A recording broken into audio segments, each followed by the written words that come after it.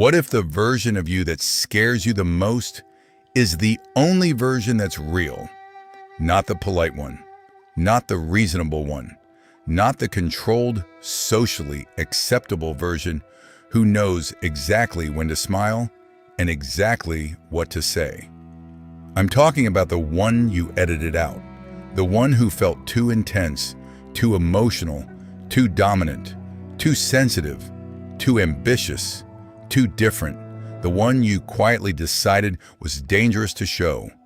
You think you're living your life, but what if you're living a compromise?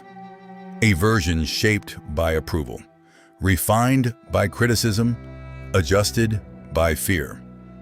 And somewhere along the way, you stopped asking who you are and started asking who you should be.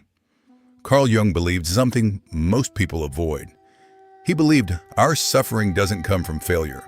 It comes from division, from splitting ourselves in two, the acceptable self and the exile self, the mask and the shadow.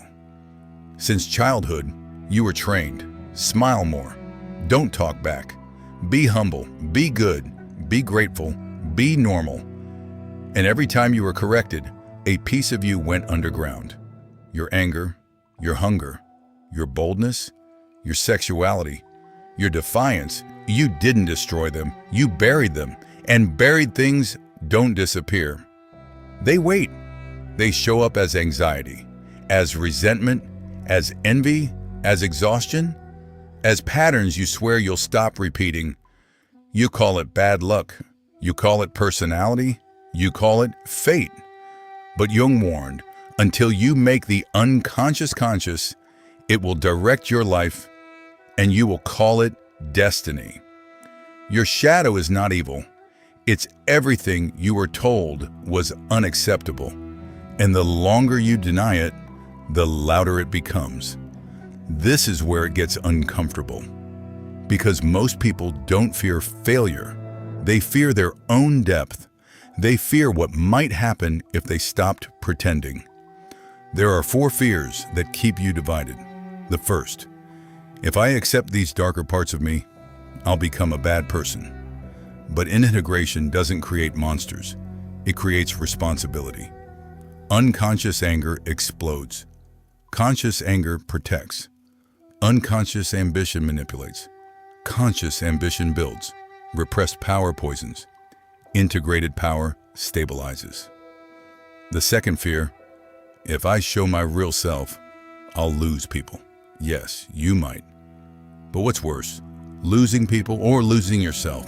Every time you silence your truth to keep someone comfortable, you abandon yourself. And self-abandonment is the deepest rejection of all. The third fear, if I step into my power, I'll hurt others. You were taught that power corrupts. So you made yourself small, harmless, predictable, but denied power doesn't disappear. It turns into passive aggression, into manipulation, into quiet resentment. True power is not domination, it's boundaries, and boundaries are not cruelty, they are clarity. And then the final fear, the one no one wants to admit. If I let go of who I've been, I don't know who I am. Your identity has been built around what you are not. I'm not selfish.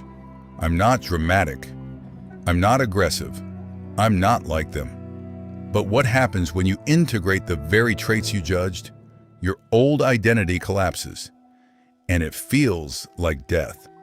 Jung called this individuation, not self-improvement, not self-optimization. Individuation is the destruction of the false self. The mask must crack for the real self to breathe. And this process is not aesthetic, it's messy. It often begins with crisis, a burnout, a breakup, a breakdown, a quiet realization that your life feels strangely hollow.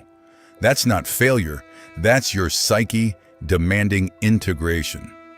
So how does this look in real life? It looks like noticing who triggers you, the arrogance you hate, the confidence you envy, the selfishness that irritates you. And instead of judging it, you ask, where does this live in me? Because projection is a mirror. What disturbs you often reflects what you've disowned. Then it looks like micro-rebellion, saying no without explaining, expressing an opinion without softening it, admitting desire without shame, allowing yourself to feel anger without immediately suppressing it. Small acts, but revolutionary ones. Then something strange begins to happen. You become less agreeable, less predictable, more polarizing. Some people step closer, others step away. That's not a mistake. That's alignment. You stop performing. You stop being digestible. You stop managing everyone's comfort. And in return, you gain something priceless. Energy. Energy that was once spent maintaining the mask. Energy that was once spent editing yourself. Now it flows into creation, into depth, into clarity. You feel heavier, but also lighter, more intense, but more stable.